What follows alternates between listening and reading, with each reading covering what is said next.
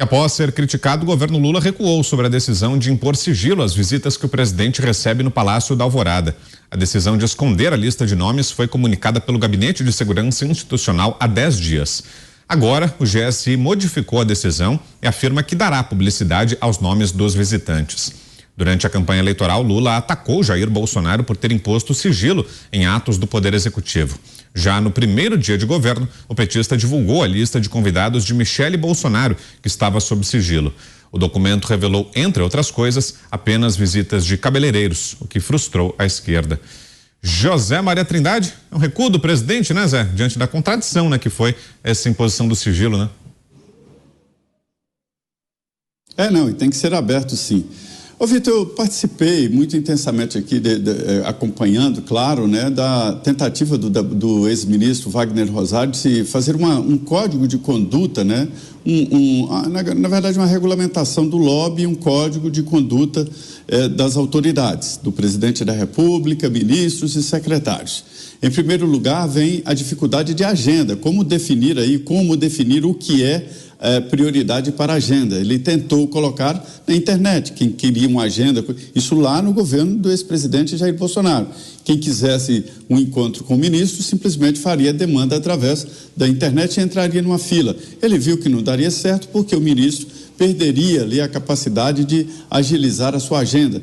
Mas ele, no projeto que está no Congresso Nacional e que não será votado, não se regulamenta o lobby no Brasil, porque o lobby no Brasil já é regulamentado sem absolutamente nenhuma votação. Lobista é deputado e ex-deputado, senador e ex-senador. Esses são os lobistas. Esses é que têm acesso ao poder, esses que fazem lobby. Mas no projeto do ex-ministro Wagner Rosário, da AGU, da Controladoria Geral da União, né, CGU, é o seguinte: ele definia que todas as agendas, obrigatoriamente, de todas as autoridades, teriam que ser registradas. E seria crime não fazê-lo. E aí vem uma grande dúvida: Palácio da Alvorada é a residência oficial. Mas naquele projeto tem o seguinte: em qualquer lugar, mesmo num churrasco familiar, que o ministro ou o secretário nacional participou, se ele se encontrou com alguém com interesses do governo, ele é obrigado a registrar que conversou com essa pessoa sobre este assunto. Mas num churrasco ninguém viu. Sim, mas se no futuro alguém fizer uma delação premiada e disser que no churrasco do cunhado encontrou com o ministro e que fez o pleito, o ministro estaria, portanto, implicado neste crime. Então é o seguinte: Palácio da Alvorada é a residência oficial, mas se houve encontro político ou de interesse, é governo e é preciso sim registrar e tornar a agenda pública. Diga, Dantas. Olha, essa questão ela é histórica, tradicional aqui em Brasília. Em 2009, ainda no governo Lula, todas as câmeras do Palácio do Planalto foram retiradas. E o Palácio ficou sem câmeras até 2017, quando alguém se deu conta na imprensa, denunciou. E aí ficou aquele empurra-empurra e ficaram mais alguns anos sem imagem, sem qualquer tipo de câmera que registrasse, inclusive, passagem, chegada, saída de pessoas. A gente sabe que esses gabinetes em Brasília servem a todo tipo de lobby, lobbies positivos, lobbies negativos, né? No governo do Lula, como revelou a Lava Jato, muita coisa era feita, né, por debaixo dos panos, em negociatas que não eram registradas. Tinha um operador, um amigão do Lula, chamado José Carlos Bunlai, que tinha um apelido de pecuarista, porque ele não era bem um pecuarista, né? Ele era um lobista que foi preso na Lava Jato. Inclusive ele está por trás, está associado àquele empréstimo de 12 milhões do Banco Chaim, que metade foi para o Ronan Maria Pinto, aquele empresário lá do ABC, dos ônibus lá do ABC, do caso Celso Daniel. Quem revelou o empréstimo fui eu, inclusive. O Bunlai, gente, ele entrava e saía do Palácio do Planalto sem precisar de crachá. E a imprensa também, a imprensa fiscalizadora, a imprensa atuante aí, que não dá mole para governo, seja ele qual for, descobriu e denunciou que tinha as recepcionistas tinham a foto do Bunlai no computador. Olha, esse aqui você não para, deixa ele passar. Quer dizer, por que um presidente da República quer sonegar a informação à sociedade sobre quem ele recebe, sobre com quem ele conversa? Nos Estados Unidos, o presidente da República, as ligações que ele faz para chefes de Estado, para outras autoridades, todas elas são registradas para a história, inclusive, e para investigações, como já aconteceu, inclusive, no caso do Trump. Aqui não. Aqui o sujeito liga, bate papo, ninguém fica sabendo. Recentemente há alguns anos descobrimos que o presidente do Banco Central ligava para o banqueiro para conversar sobre taxa de juros. Ah, é tudo normal, é uma consulta. Não, tem que registrar, tem que gravar. Isso precisa ser registrado e gravado para a gente saber o que os senhores estão fazendo com o nosso dinheiro. Esse é o papel da sociedade, cobrar o estrito, né, uso dos impostos que nós pagamos, a contabilidade, prestação de contas.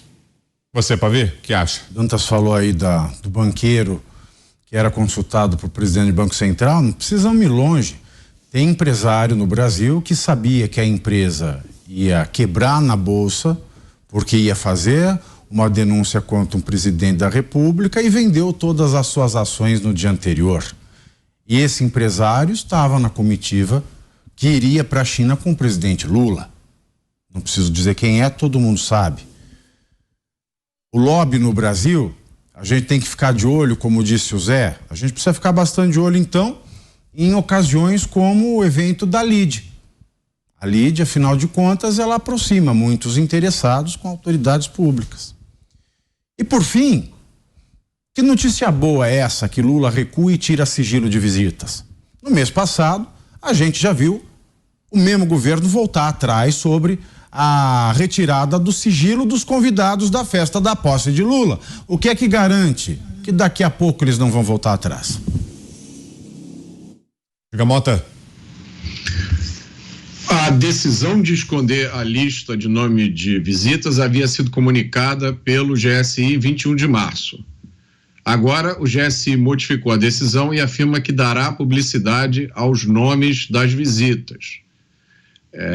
Essa lista incluirá participantes de agendas oficiais e também agentes privados que estejam representando interesses na administração pública. O GSI teria informado que ia separar essas duas categorias de visitas de uma terceira categoria.